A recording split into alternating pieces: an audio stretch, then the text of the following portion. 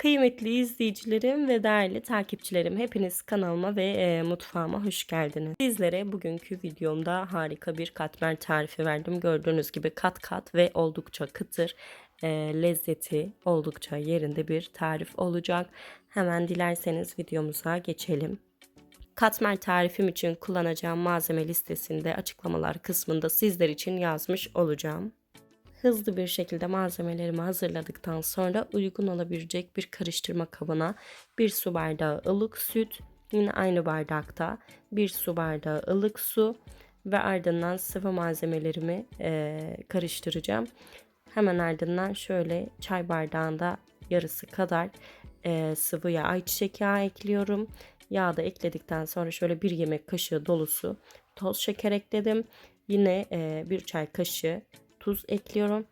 Tuzumu da ekledikten sonra yine 1 çay kaşığı instant maya ekledim arkadaşlar. Gördüğünüz gibi instant mayamı da ekledikten sonra şöyle güzelce bir karıştırıyorum. Önce bunun çözülmesini sağladıktan sonra ununu ekleyip elimle güzelce yoğuracağım. Bu tarifim için yaklaşık olarak 3,5 su bardağı un kullanılıyor. Ama onun yapısına göre 4 ve 4,5'a da kayabilir. O yüzden şöyle sizinle ölçerek ekleyeceğim ve sizler de yine kontrollü bir şekilde eklemeyi unutmayın arkadaşlar ununuzu. İlk aşamada ben 3 bardak dolusu un ekledim. Elimle şöyle kibar hareketlerle önce bunu güzelce bir karıştırıyorum. Yine söylediğim gibi gerek duyarsam un eklemesi yapacağım.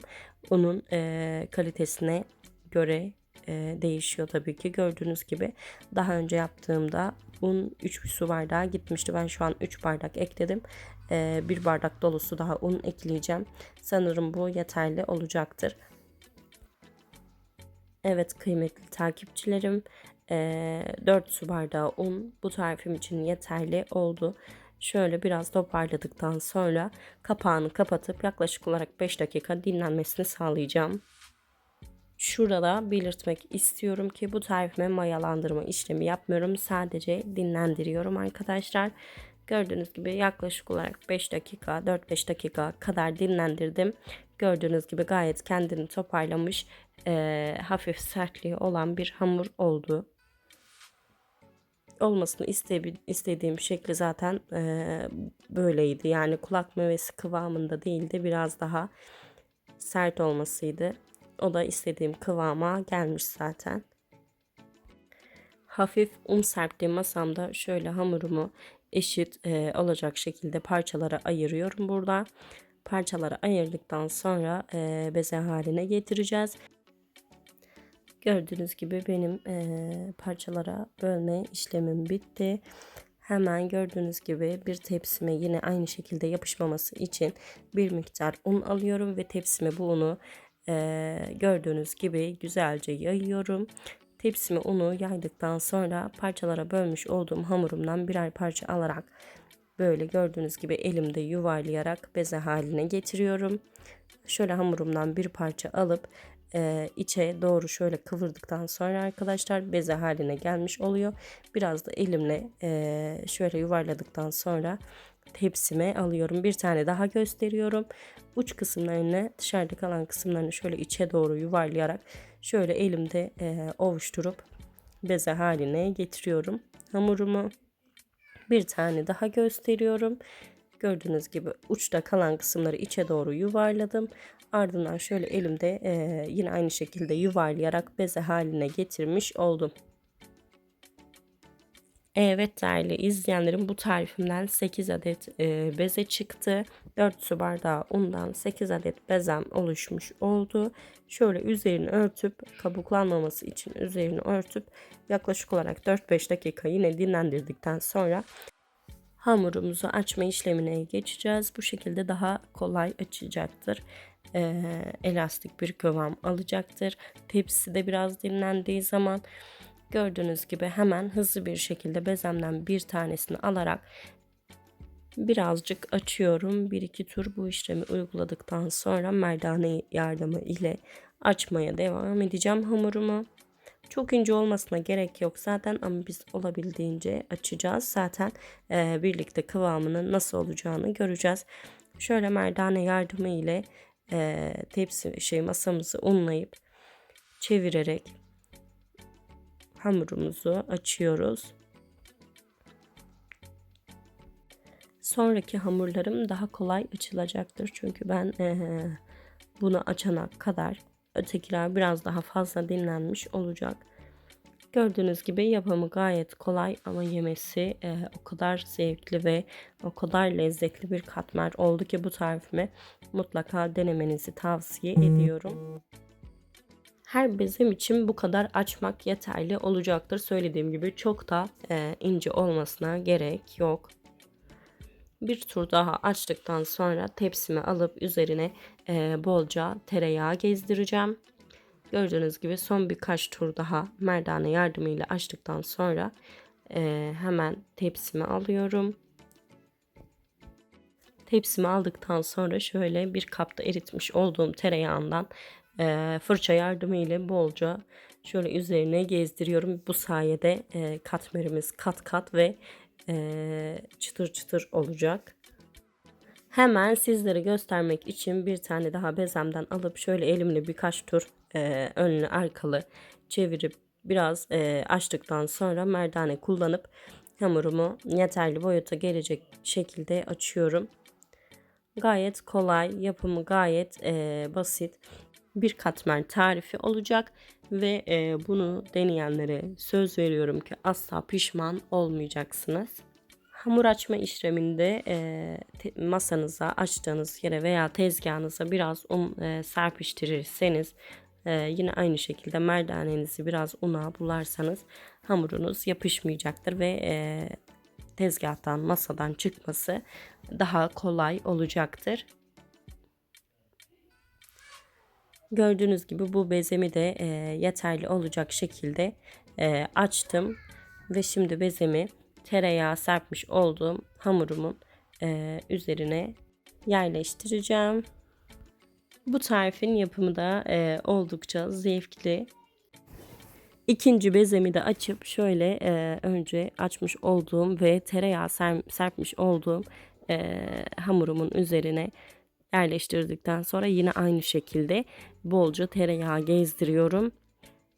Tereyağımı gezdirdikten sonra geriye kalan tüm bezeleri de yine aynı şekilde aynı işlemi uyguluyorum. Önce açıyorum ve ardından üst üste olacak şekilde yığıyorum arkadaşlar.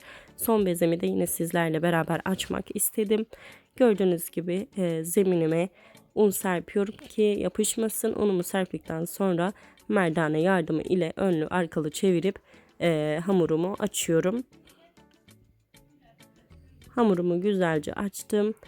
Açtıktan sonra yine aynı şekilde bolca tereyağı gezdirmiş olduğum bezelerimin açmış olduğum bezelerin üstüne onu da yerleştiriyorum. Toplamda 8 katlı oldukça lezzetli bir katmer olacak. Gördüğünüz gibi bolca tereyağı gezdiriyorum. Tereyağı gezdirdikten sonra açmış olduğum hamuru da üzerine koyuyorum ve güzelce tamamının üstünü kaplayacak şekilde düzeltiyorum. Gördüğünüz gibi yapım aşamasında bile ne kadar lezzetli olacağı bence haykırıyor.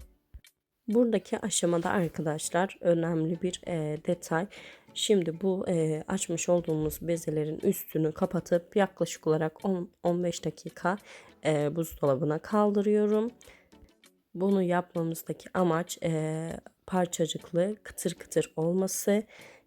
Hemen ben buzdolabına koyup 10-15 dakika sonunda yine sizlerle birlikte olacağım.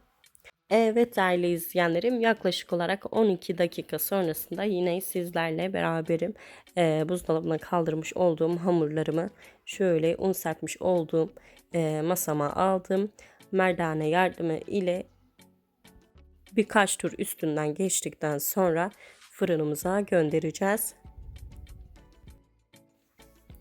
Evet arkadaşlar, tepsimde kalan unu da şöyle üzerine gezdirdim ki merdanem yapışmasın. Şöyle kibar hareketlerle birkaç tur üstünden geçtim. Şimdi hamurumu ters çevirip altından da birkaç tur geçeceğim. Gördüğünüz gibi gayet kolay ve basit bir tarif oldu. 3-4 tur bunun da üstünden geçtikten sonra yağlı kağıt sermiş olduğum tepsime şöyle hamurumu alacağım arkadaşlar. Yağlı kağıt sermiş olduğum tepsime aldım. Şöyle içine koyduktan sonra köşelerden güzelce düzeltiyorum. Gördüğünüz gibi hamurumu şöyle güzelce düzleştirdim. Benim yuvarlak tepsim şu an elimde yoktu. Sizler varsa yuvarlak tepsi de kullanabilirsiniz. Gördüğünüz gibi elimle şöyle güzelce tepsiye yaydım ve düzelttim. Şimdi ayırmış olduğum 2 yumurtanın sadece sarısını üzerine dökeceğim ve fırça yardımı ile her yere eşit olacak miktarda dağıtacağım. Sizler buradaki aşamada eğer seviyorsanız, hoşunuza gidiyorsa susam veya çörek otu da kullanabilirsiniz. Dilerseniz ikisini de karıştırıp üzerine direbilirsiniz. Ben sade fırına göndermeyi tercih ettim. Sizlerin tamamen isteğine kalmış. Şöyle 2 adet yumurtanın sarısını güzelce gezdirdikten sonra ustura yardımı ile son rutuşlarımızı yapacağız. Yumurta sarısına özellikle 2 adet kullandım ki bolca olsun ve böyle üstü tamamen kızarmış nar gibi olsun istedim. Evet arkadaşlar, bir ustura yardımı ile şöyle hamurumuza çizikler atıyoruz. Gördüğünüz gibi gayet yapması kolay. Sizler buradaki aşamada elinizde yoksa jilet veya keskin bir bıçak da kullanabilirsiniz. Şöyle üstüne çizikler attıktan sonra 200 derecede alt üst ayarlı fansız olacak şekilde yaklaşık olarak 30 dakika pişirdim. 30 dakika sonunda gördüğünüz gibi nar gibi kızarmış, ye beni diye bağıran bir çörek oldu. Gerçekten arkadaşlar, kesinlikle abartmıyorum. Ben binlerce farklı çörek tattım ve çokça çörek yaptım ama bunun kadar lezzetlisini hatırlamıyorum. Bu çok hoşuma gitti. Sizleri de mutlaka denemenizi tavsiye ediyorum. Videomu buraya kadar izlediyseniz kanalım için yorumlarınızı ve beğenilerinizi mutlaka bekliyorum. Ayrıca sormak istediğiniz bir şey olursa da yine tabii ki buradayım sizler için. Kanalıma hala abone değilseniz de abone olmayı unutmayın. Başka videolarımda yine hepinizi bekliyor olacağım. Kendinize çok iyi bakın. Görüşmek üzere. Hoşça kalın. Allah'a emanet olun.